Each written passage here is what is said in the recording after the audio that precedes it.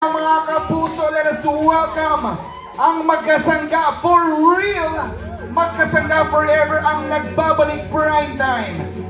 Ang ating kapuso drama king, Mr. Dennis Trillo bilang Antonio Tonyo Conde, at ang ating ultimate star, Miss Jeneline Mercado bilang Roberta Bobby Enriquez.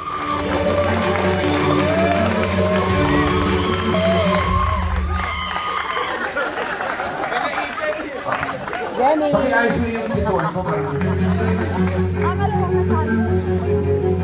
Guys, palakpakan po natin din, Jen! Wow! Excuse me po. Yung kamay. Kamay. First time na magkasama sila ever. Jen, dito.